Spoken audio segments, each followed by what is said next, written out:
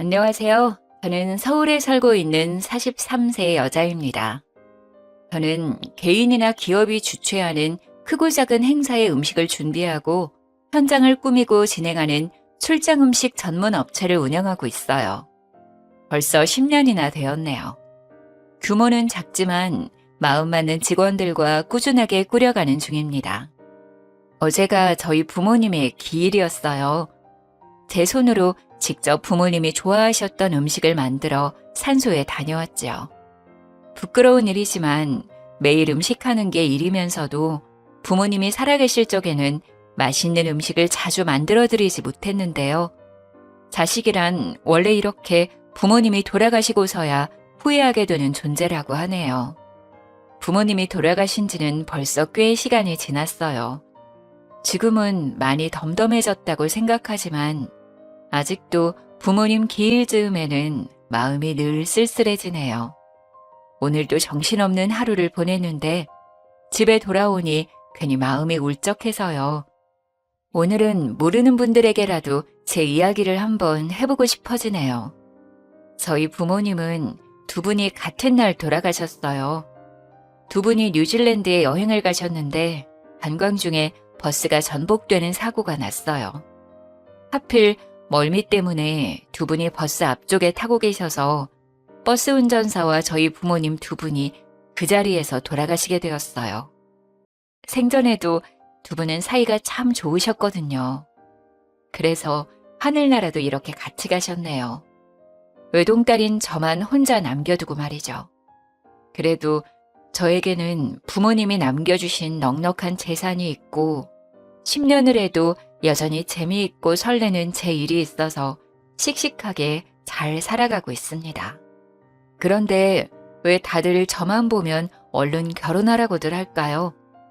혹시 결혼하신 분들 행복하신가요? 결혼한 사람들 이야기 들어보면 행복한 것보다는 힘들고 불행한 이야기가 더 많던데 왜들 그렇게 결혼 하는지 모르겠어요. 사실 외로울 틈도 없지만 저는 아무리 외롭더라도 아무나 하고 결혼할 생각이 조금도 없어요. 저희 부모님도 그걸 원하시지 않더라고요. 그걸 어떻게 알았냐고요?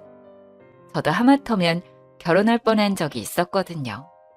정말 큰일 날 뻔했는데 결혼 직전에 겨우 파혼할 수 있었어요. 그래서 저는 제 부모님이 도와주셨다고 믿고 있답니다. 제가 성공적으로 파혼한 이야기 한번 들어보시겠어요? 그 남자를 처음 만난 건 그의 학원 개업식에서였습니다. 서울 변두리 지역의 작은 동네였는데 학원이 그렇게 크지는 않았지만 그 동네에서는 가장 번듯한 학원이었어요. 그 학원의 젊은 원장이었어요. 서울대 출신의 키도 크고 선하고 반듯한 인상을 가진 누가 봐도 훈남이었어요. 아는 사람에게 소개를 받았다며 저희 회사에 개업식 행사를 의뢰했는데 처음 문의할 때부터 하나하나 꼼꼼하게 묻고 확인하는 폼새가 보통이 아니더라고요. 그래서 저도 더 많이 신경 쓴 행사였죠. 저도 제일 하나는 아주 꼼꼼하고 야무지게 하거든요. 결국 개업식에 차린 저희 음식이 너무 정갈하고 맛있다는 칭찬을 많이 받고 장식도 세련되고 진행도 아주 만족스러웠다면서 여기저기 고객을 여러 명 소개해 주었어요. 사업하는 사람에게 그만큼 고마운 일은 없지요. 고마운 마음에 제가 먼저 전화를 걸어 저희 회사로 초대했어요. 제가 직접 요리를 해서 저녁을 대접하고 와인 한잔 하면서 오래 이야기를 나누게 되었죠. 진중하고 과묵한 줄로만 알았는데 술이 한두 잔 들어가니 주절주절 자기 이야기를 잘 하더라고요. 강사라서 그런가 말솜씨가 좋아서 시간 가는 줄 모르고 한참을 빠져들었어요. 그는 시골에서 자랐는데 어렸을 때부터 꽤 공부를 잘하고 용모도 반듯해서 온 동네의 유명인사였나 보더라고요. 농어촌 특별전형이긴 했지만 무려 서울대를 합격했을 때는 정말 동네 여기저기에 현수막도 걸리고 부모님이 동네 잔치도 크게 했대요. 대학 다니는 동안에는 과외며 학원 강사 일을 하며 학비와 생활비를 벌었대요. 그러다 보니 학원에서 아이들을 가르치는 게 가장 익숙하고 잘하는 일이 되어서 졸업하고도 학원 강사로 일하다가 10년 만에 자기 학원을 차린 모양이더라고요. 나이는 37살로 저보다 3살이 어렸어요. 결혼을 했었는데 성격 차이로 오래 살지 못하고 헤어졌다고 하고요.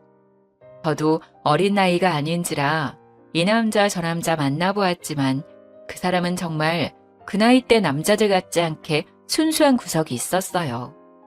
학교와 아르바이트밖에 안 해본 삶이라 식견이 좀 좁은 것 같기는 했지만 정말 성실하고 착실하게 살아왔더라고요. 처음에는 정말 누나 같은 마음으로 이런저런 신경을 써주었어요. 제가 먼저 사업을 해보았으니 사업에 대해 이것저것 물어볼 때마다 제가 실질적인 도움을 주곤 했어요. 급할 때는 돈을 조금 융통해주기도 했지만 셈이 흐린 사람이 아니어서 꼬박꼬박 잘 갚더라고요. 또 반찬 같은 것도 이따금 챙겨다 주고 지나가다 눈에 들어오는 게 있으면 서로 선물해주기도 했어요.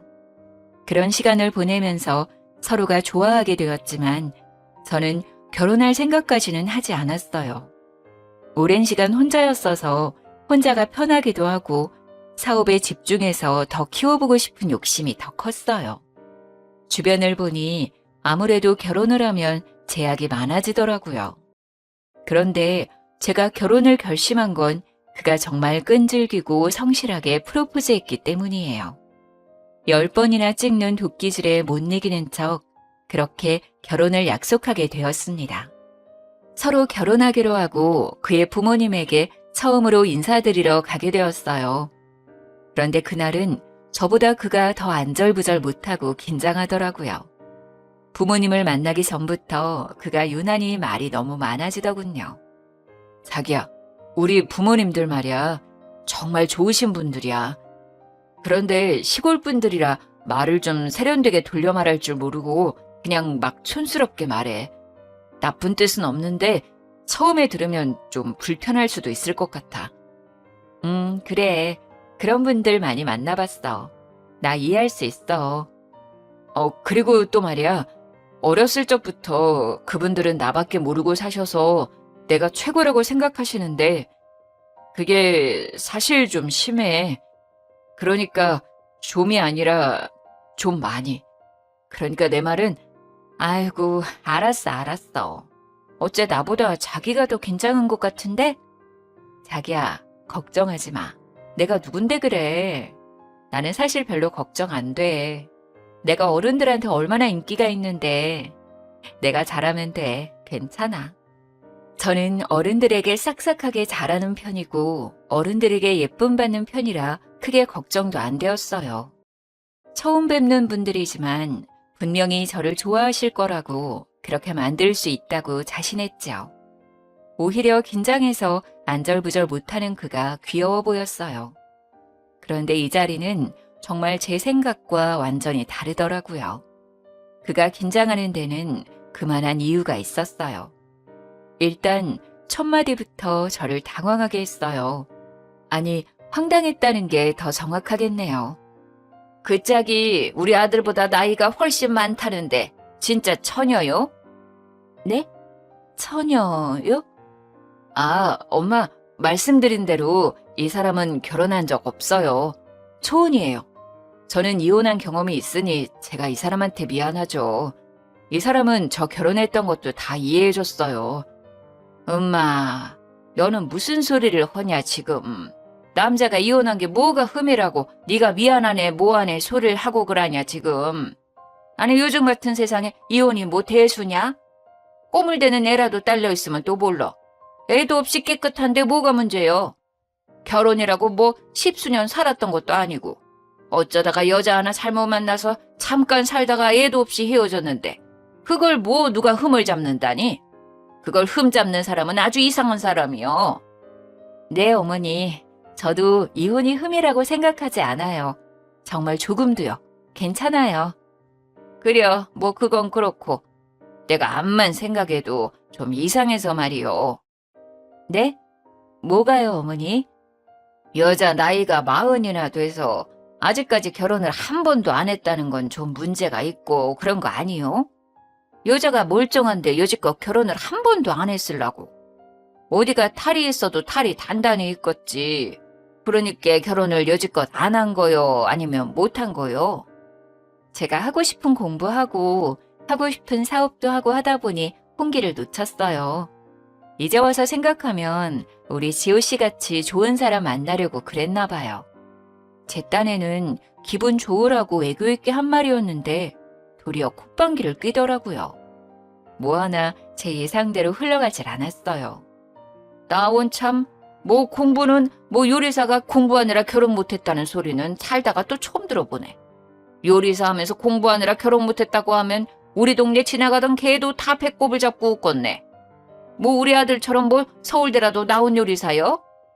엄마, 이 사람은 지금 박사 과정에 있어요. 곧 박사님이 될 거예요. 학부만 나온 저랑은 그 수준이 달라요. 아이고, 뭐 요리사 박사요? 나 또 살다가 요리사가 박사라는 소리는 처음 들어봤네. 그럼 나도 요리 박사요. 일평생 내가 지은 밥이 얼만데. 박사는 내가 박사요. 밥 박사, 김치 박사. 요리 박사가 아니고 외식 경영이라고 쉽게 말해서 사장님이 되는 공부예요. 아, 요리사 박사인지 사장님 박사인지 그런 건 다 됐고 내가 지금 들어보니까 말 중에 바른 말은 딱 한 가지밖에 없네. 우리 아들 좋은 사람이라는 거. 내가 내 아들이어서 하는 말이 아니라 우리 아들 같은 남자가 세상에 어디가 있나 그래. 키 크지, 얼굴 잘났지, 공부도 잘해, 서울대까지 나왔어야. 지금은 무려 큰 학원의 원장 선생님이요, 원장 선생님. 나이 훨씬 많은 사람들이 원장님, 원장님 하면서 허리를 굽신굽신 한다니까? 말이야 바른 말이지. 이렇게 나이가 40이나 먹은 노처녀가, 그것도 요리사나 하는 여자가 서울대 나온 이런 잘난 남자를 언감생심 어떻게 만나냐고 그래. 아주 땡 잡았지. 조상이 나라를 구했지 아주. 그래, 그런데 그 짝은 뭐 무슨 일을 한다고? 네. 출장 요리를 전문으로 하는 회사를 운영하고 있어요. 행사가 있을 때 음식도 준비하고 행사장도 꾸미고 현장에서 진행도 하고요. 직원이 한 10명 정도 되는데 서로 마음이 잘 맞아요. 규모는 크지 않지만 꾸준히 성장하고 있어요. 그래, 뭐 우리 아들이 해주는 말 들어보니 뭐 남의 집 잔치집이래주는 그런 일이더만. 아이고, 세상이 좋아져서 출장 요리로 회사도 차리네. 옛날에는 가장 없는 사람들이 그 남의 잔치집 가서 일해주고 품삯 받고 그랬지. 우리 엄니도 그 옛날에 그런 일 많이 했구만. 잔치집 가서 하루 종일 빈대떡 부쳐주고 돈 몇 푼 받으면서 우리 떡 얻어다 먹이고 그랬지. 그런 걸 날품 판다 했어, 날품팔이. 도통 말이 안 통하고 기가 차서 한숨만 나왔지만 그래도 일단 꼭 참았어요. 네, 예전에는 그랬죠. 지금은 엄연히 전문직이고 제가 사장이에요. 돈도 잘 벌고 있어요. 그 말에 그때까지 입을 꾹 다물고 앉아만 있던 그의 아버지가 미간을 잔뜩 찌푸리며 역정을 내더라고요. 그 여자가 날품 판다면서 돈을 얼마나 번다고 유세가 유세요. 똑똑한 우리 아들 잡았으면 그냥 집에서 애 낳고 키우고 있으면 되지. 뭘 몇 푼이나 번다고 유세를 하는겨? 박사니 뭐니 여자가 그 쓸데없는 공부는 왜 한다고 설치는겨? 서울대 나왔으면 그런 쓰잘데기 없는 짓거리 할 필요가 없지. 최고학부 나온 우리 아들 앞에서 뭐 잘났다고 박사니 사장이니 하고 있는가? 와, 정말 살면서 한 번도 들어보지 못한, 아니 한 번도 상상해보지 못한 소리를 들어야 했어요. 저희 부모님은 제지 사업을 하셨고 꽤 건실한 중소기업을 운영하셨어요. 덕분에 저는 어릴 적부터 여유 있는 집안에서 부족한 것 없이 커왔어요. 하고 싶은 일은 뭐든 할 수 있었고 부모님과 여행도 많이 다녔고요. 서울 소재의 4년제 대학을 졸업하고 제가 원해서 미국으로 유학을 갔어요. 거기서 세계적으로 유명한 요리학교를 졸업했어요. 요리가 너무 좋았거든요. 한국에 다시 돌아와서는 호텔 레스토랑에서 근무하면서 대학원에 갔고 지금은 외식 경영학 박사과정을 하고 있는 중입니다. 이런 제가 못 배우고 가난하다는 소리를 살면서 들어봤겠어요? 더군다나 누가 봐도 저보다 못 배우고 가난해 보이는 분들이 저에게 계속 못 배웠네, 없이 사네 그런 말들을 쏟아내고 있는 걸 듣자니 정말 이 상황이 꿈인지 현실인지 구분이 안 될 정도로 정신이 혼미해지더라고요. 그분들이 저보다 더 가진 거라곤 서울대 나온 아들 하나인데 말이죠. 아, 그 아들이 돌싱이긴 하지만 애도 없고 저보다 나이도 어린데다가 키가 크고 잘생겼네요. 아무리 그래도 저한테 그런 말을 할 자격은 없는 것 같지만요. 저도 어디 가서 할 말 못하고 당하는 스타일은 아닌데 남친의 부모님, 그것도 결혼을 약속한 사이라 예비 시부모님이라고 생각하니 뭔가 어렵긴 하더라고요. 또 너무 황당하고 너무 상식 밖이라 말문이 막히기도 했고요. 머리가 아프기도 하고 기가 막혀서 화가 나기도 하고 아무튼 엉망진창이었어요. 그래서 그 자리를 대충 마무리하고 일찍 일어났어요. 얼굴이 붉어진 채 식당을 나선 저를 그가 따라 나왔어요. 자기야, 괜찮아? 우리 부모님이 좀 내가 얘기한 대로지? 아니, 자기가 얘기한 것보다 더 심하시더라. 내가 만나본 사람 중에 최악이었어. 한 번도 만나보지 못한 유형이야. 나 지금 너무 혼란스러워. 이 결혼 다시 한번 생각해봐야 할 것 같아. 그러자 그는 사색이 되어서 저에게 매달렸어요. 무릎까지 꿇어가며 사정하더라고요. 아니 자기야, 그게 무슨 소리야. 내가 미안해. 정말 미안해. 이렇게 내가 무릎 꿇고 빌게. 우리 부모님 대신 내가 용서를 빌게.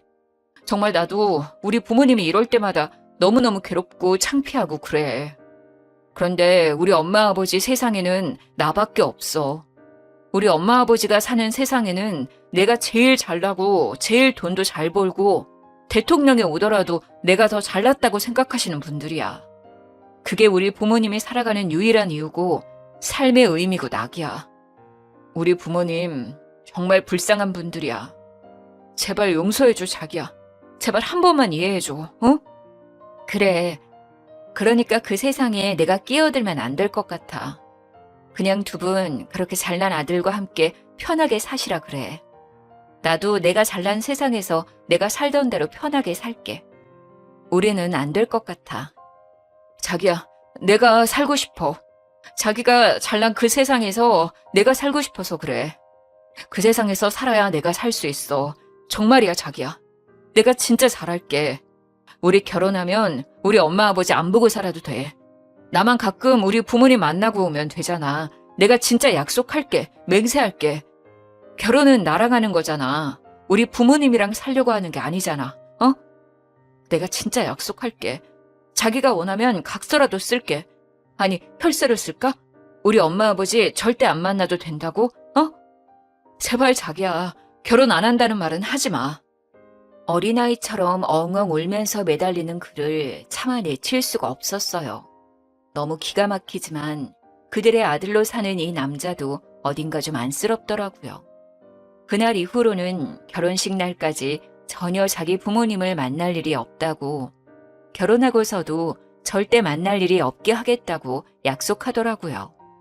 지금 생각하면 그게 말이 되나 싶지만 그때는 그게 믿어졌어요. 저도 콩깍지가 씌웠었나 봐요. 그날 일은 그렇게 유야무야 없는 일처럼 넘겨버리고 저희는 하나하나 결혼 준비를 해나갔어요. 결혼식이 한 6개월 남짓 남은 시기에 그가 살던 전셋집이 계약 만료가 되었어요. 저희 부모님이 사시던 50평대 아파트를 수리해서 신혼집으로 들어가기로 하고 한창 공사를 하고 있던 중이라 남친이 새로 집을 구하는 것이 좀 애매했어요. 그래서 남친이 제가 살고 있던 아파트에 들어와 살게 되었어요. 신혼집 공사가 거의 마무리되어 갈 즈음의 어느 날이었어요. 그날도 저는 큰 행사가 있어서 새벽부터 나가 일을 하고 녹초가 되어 집에 돌아왔어요.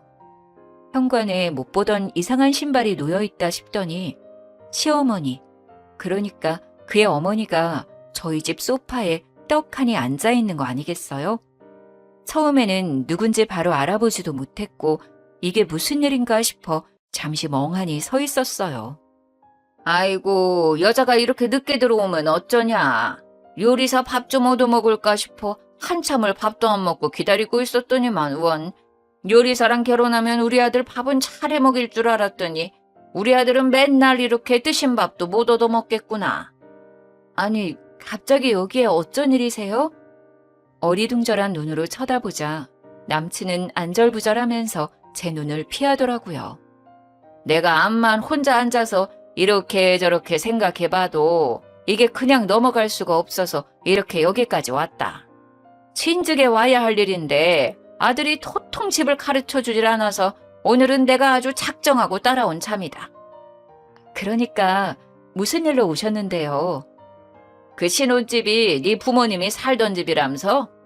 아들 말로는 그 집이 크고 좋다긴 하더만은 그게 중요한 게 아니고 거기가 사람이 죽어나간 집인데 신혼부부가 그냥 들어가서 산다는 게 내가 암만 생각해봐도 영 찝찝하고 깨름직해서 견딜 수가 없어.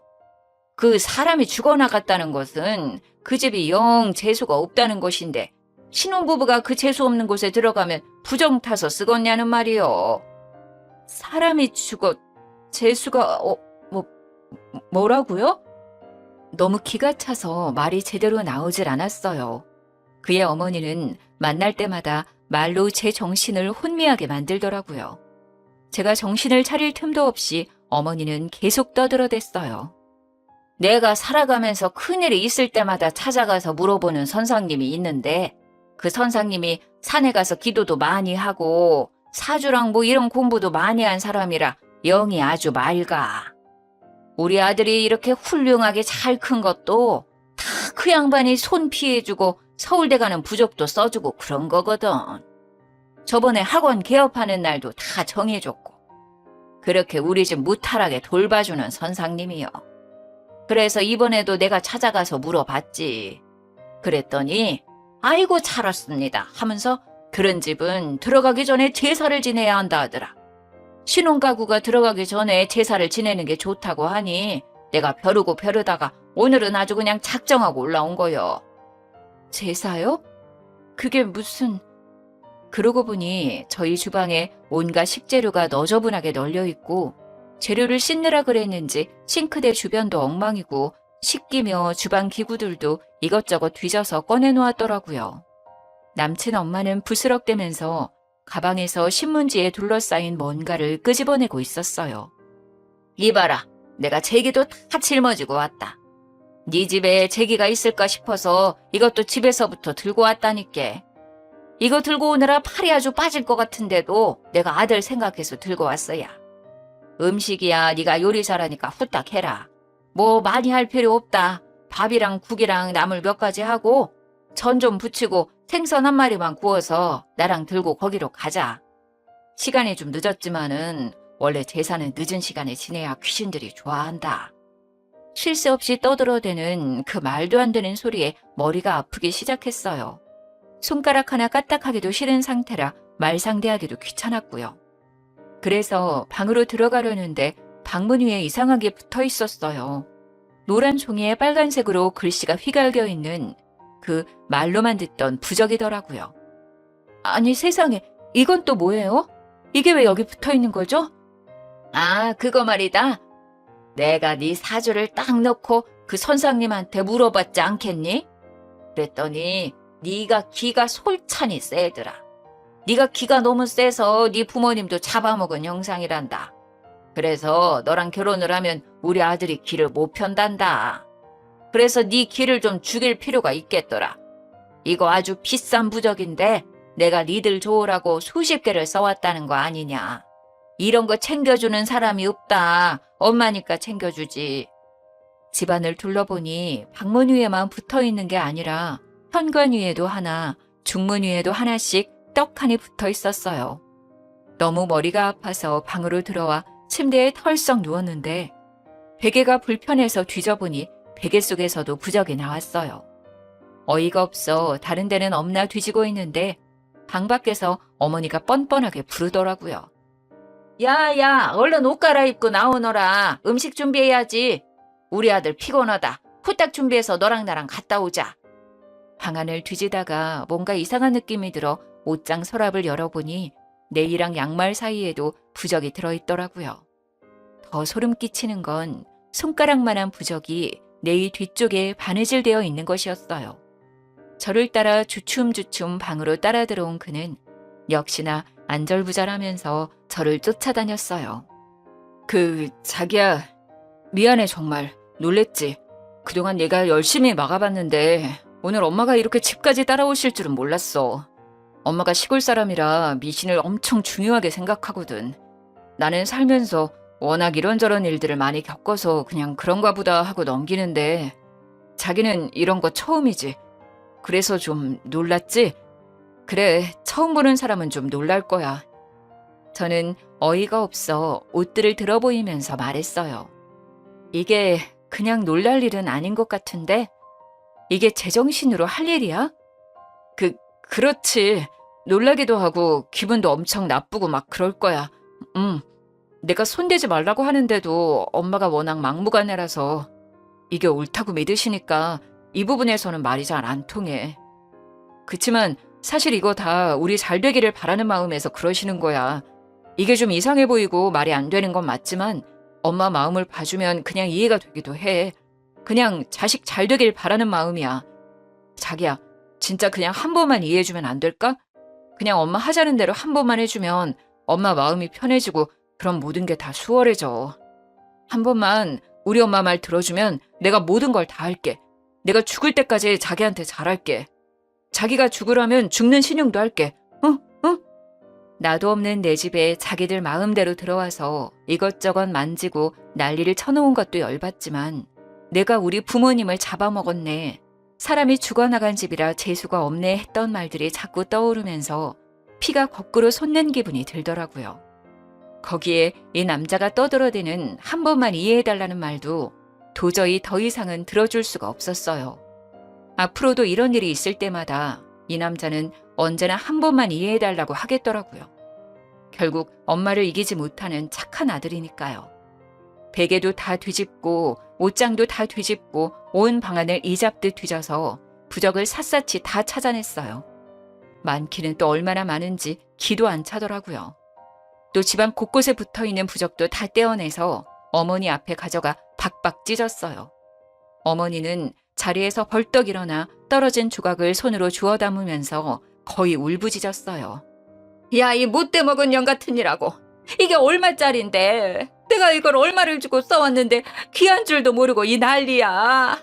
아이고, 죽 써서 개졌네, 개졌어. 이렇게 여자 같으세니 지 부모도 잡아먹고 결국 지 남편도 잡아먹지. 이 부적뿐 아니라 당신들도 다 찢어버리고 싶은 마음이니까 지금 당장 내 집에서 나가요. 당신도 나가. 내 앞에 다시는 나타나지 마. 다시는 보고 싶지 않으니까. 야, 이 누구 맘대로 우릴 내쫓냐. 나 못 나간다. 내 부적값 다 내놔라 이년아. 이게 얼마짜린데 이걸 다 찢어버렸냐. 아이고 아까워라. 부정 탔네. 다 부정 탔어. 저는 핸드폰을 들어 경찰에 신고했어요. 경찰이 와서야 두 모자를 내 집에서 내보낼 수 있었어요. 주거 침입과 기물 손괴 등으로 고소를 진행하고 파혼을 통보했습니다. 침구 세트도 싹 바꾸고 속옷도 싹 다 갖다 버렸지만 벽에 남은 풀자국을 볼 때마다 분노가 치솟았어요. 부모를 잡아먹었다느니 사람이 죽어나간 재수 없는 집이니 하는 말은 화가 나는 걸 넘어서 저에게 상처가 되었어요. 이 정도로는 도저히 분이 풀리지 않더라고요. 복수를 해야겠다 생각했어요. 눈에는 눈, 이에는 이. 고소장을 쓰면서 그의 어머니에게 전화를 했습니다. 전화 오면 피하려고 전화번호를 미리 저장해 두었거든요. 특별히 고소를 취하해 줄 테니 꼭 만났으면 하는 사람이 있다고 말했더니 제가 말한 곳으로 한달음에 찾아오더라고요. 늦저녁에 그의 어머니를 만났습니다. 어머니, 제가 그동안 많이 생각해 봤어요. 그날은 제가 당황스럽고 화가 많이 나서 그랬지만 혼자서 가만히 생각해 보니 어머니 말이 틀린 말이 아닌 것 같더라고요. 아이고, 그랬냐? 네가 이제야 말이 좀 통하는구나. 저도 사실 힘든 일 있을 때마다 찾아가서 물어보는 선생님이 있어요. 서울에서 엄청 유명한 무당이신데 그분 복채가 엄청 비싼데도 사람들이 줄을 서거든요. 예약이 3개월씩 밀려있기도 해요. 아, TV에도 나온 적이 있었는데 이거 혹시 보신 적 있으세요? 저는 미리 찾아놨던 유튜브를 찾아서 보여줬어요. 무당이 구슬하는 장면이었는데 얼굴이 제대로 보이지는 않았어요. 아, 이거 무슨 프로야? 나는 텔레비에서 이거는 못 본 것 같은데.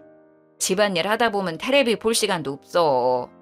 근데 텔레비에 나온 이 선생님을 네가 안다고? 텔레비에는 유명한 사람들이 나오는 거 아니요?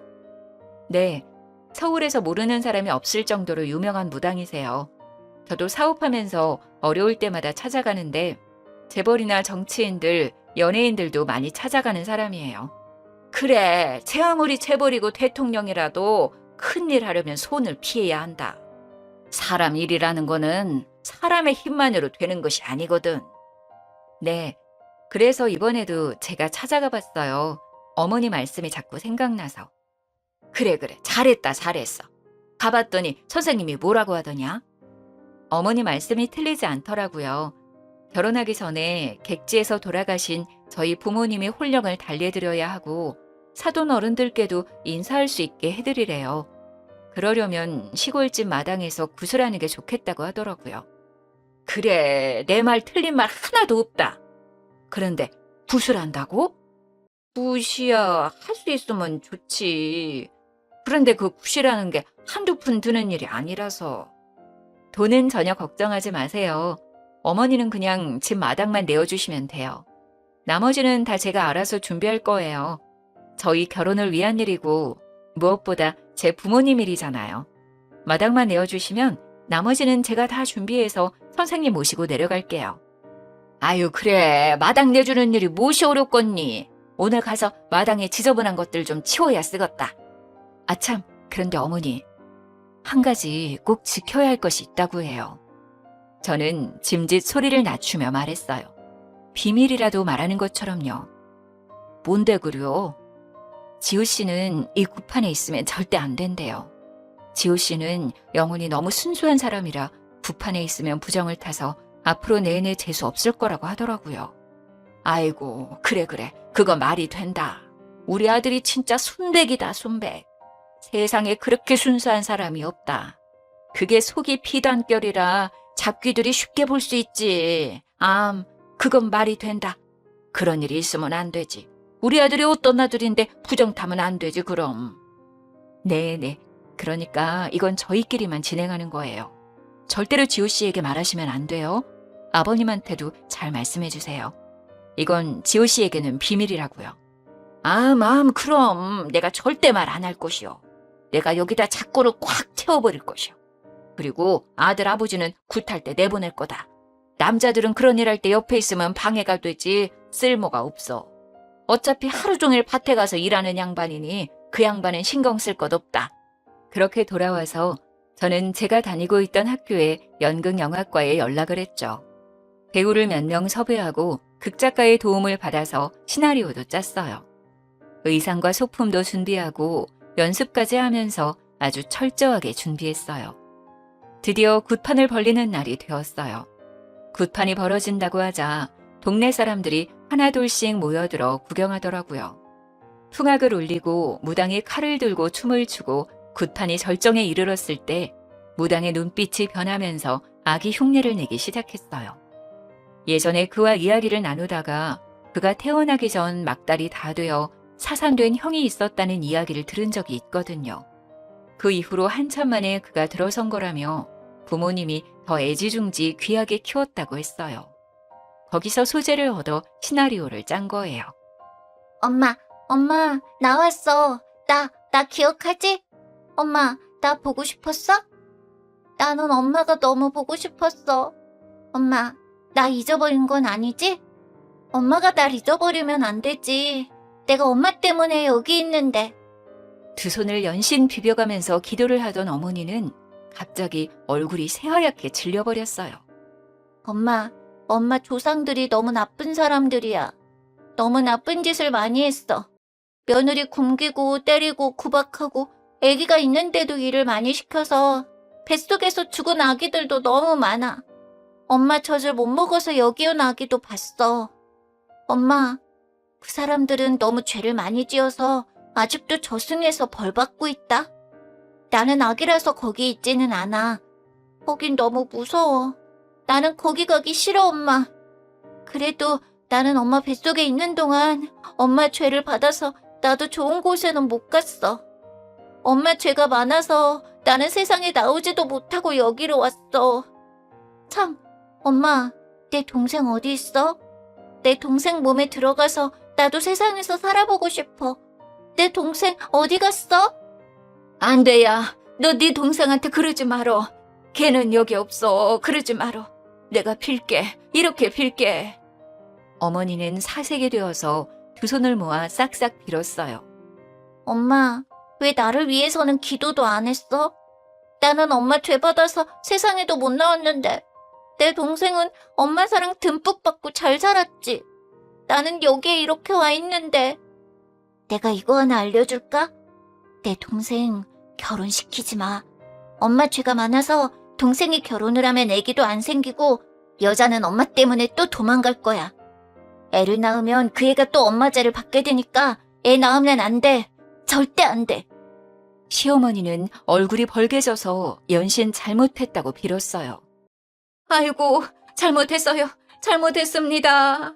용서해주세요, 던지신령님. 잘못했습니다. 제가 다 잘못했습니다.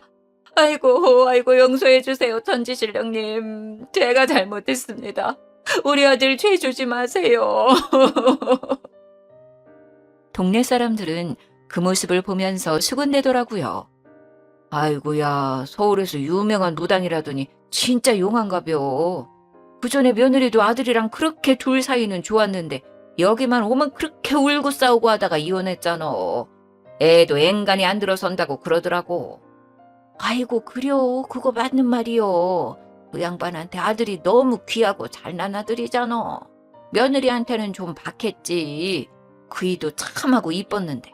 에이구, 조상이 죄가 많아 그랬구만. 아유, 저 조상도 며느리를 구박했다잖아. 집안 내력이구만. 하기사 그 시절에 며느리 구박 안 한 집이 어디 있겠냐마는 그 시절에 시집살이 고됐지. 시자 들어가서 나도 시금치 안 먹어. 저 무당 말하는 거 들어봐봐. 며느리 구박하면 저승 가서 벌 받는 데잖아. 아이고, 우리 시엄니도 저승 가서 고생 좀 하고 있겠네. 어이구, 호랭이 같은 양반. 그렇게 생전에 마음을 굳게 쓰야 저승 가서도 편한겨. 내가 이 나이가 돼도 우리 시엄니한테 시집살이 한 거 생각하면 아직도 분하고 속이 상해. 그래서 나는 며느리한테 엄청 잘해줄 건데 아직 며느리가 없어서 한이네. 우리 아들놈은 언제나 상가를 갈 건가 몰라. 나는 며느리 생기면 업고 살아야겠어. 그러면 저승 가서 좋은 데 갈 거 아니여. 그렇게 굿판이 끝나고 동네 사람들은 혀를 끌끌 차면서 뿔뿔이 흩어졌어요. 그의 어머니는 땅바닥에 주저앉아 엉엉 울고 있었습니다. 굿판이 다 정리되고 무당들 먼저 보내고 나서 저는 멍하니 앉아있는 그의 어머니에게 다가가서 말했습니다. 어머니, 이 결혼을 제가 다시 생각해보려 했는데요. 이런 이야기를 들으니 너무 찝찝하고 깨름칙해서 그렇게 할 수가 없겠네요. 며느리가 죽어나가고 아기가 죽어나간 집이라 재수가 없어서요. 제가 이 집에 들어오면 부정 탈 것 같다고 저희 부모님이 걱정하시네요. 이 결혼은 없던 일로 하겠습니다. 저는 그 길로 뒤도 돌아보지 않고 제 차를 타고 올라왔어요. 아들에게는 정말 부정 탈까봐 이야기를 하지 않았는지 그가 따로 연락해 오진 않더라고요. 주거침입 구속건은 취하하지 않았습니다. 당연히 그들로부터의 전화도 피하고 메신저도 답하지 않았고요. 그가 몇 번 집으로 찾아오긴 했지만 그때마다 경찰을 불러 해결했어요. 찾아올수록 가중처벌이 된다는 말에 남친도 더 이상 찾아오지 못했습니다. 짧은 시간에 밀어닥친 일련의 모든 사건들에 저는 완전히 지쳐버렸어요. 저는 핸드폰 번호부터 바꾸고 살던 집은 부동산에 내놓아 세를 주었어요. 신혼집으로 하려던 아파트는 정이 많이 들었던 곳이라 마음이 아팠지만 이번 기회에 처분했습니다. 수리를 잘 해놓았더니 생각보다 좋은 값을 받게 되었네요. 벌려놓은 일만 잘 마무리하고 사업은 잠시 멈추었어요. 그리고는 부모님이 돌아가신 뉴질랜드에 가보았어요. 저는 앞으로 뉴질랜드는 죽을 때까지 가지 못할 거라고 생각했지만 어쩐지 부모님의 마지막 여정을 따라가 보고 싶더라고요. 부모님이 돌아가셨던 곳을 저도 돌아보고 부모님 사고가 났던 곳도 가서 주저앉아 펑펑 울기도 했어요. 그렇게 1년의 시간을 그곳에서 보내고 돌아왔네요. 앞만 보고 달려왔던 제 삶에도 잠깐의 달콤한 쉼표가 되어주었답니다. 뉴질랜드에서 곰곰이 생각해보니 결혼까지 결심할 땐 제가 충분히 그 사람을 사랑한다고 생각했지만 그건 사랑이 아니라 그에 대한 연민과 오지랖이었어요. 마치 누나처럼 보호자처럼 어리광 부리는 그 사람을 제가 돌보고 있었다는 것을 깨달았어요. 그의 부모님이 아니더라도 이 결혼은 잘못된 선택이었어요. 결혼은 동등한 지위의 성인이 서로에 대한 책임감을 갖고 시작해야 하는 일이니까요. 저는 그동안 세상에 혼자 남았다고 생각했지만 하늘에 계신 부모님이 늘 저를 지켜주고 있다는 생각이 들었어요. 그렇게 생각하니 다시 힘이 나더라고요. 1년 만에 한국에 돌아와 잠시 멈춰두었던 사업을 다시 시작했어요. 마침 코로나가 전 세계적으로 유행하면서 행사는 전면 중지되었지만 홈파티용 음식들을 기획해서 판매하다 보니 크게 흔들리지 않고 그 시간을 버틸 수가 있었어요. 이제 코로나가 끝나면서 조금씩 파티와 행사들이 시작되고 있네요. 그래서 요즘은 또 매우 바쁘게 일하고 있답니다. 하늘에서도 늘 함께해 주시는 우리 부모님, 저를 믿고 따라주는 우리 직원들, 저희 음식을 좋아하고 찾아주는 고객들, 나를 사랑해주는 친구들, 이렇게 좋은 사람들과 즐거운 시간을 함께 하는데도 시간이 모자라네요. 저 이렇게 멋지고 씩씩하게 잘 살고 있으니 결혼 같은 거 안 해도 되겠죠? 지금까지 제 사연 들어주셔서 감사합니다.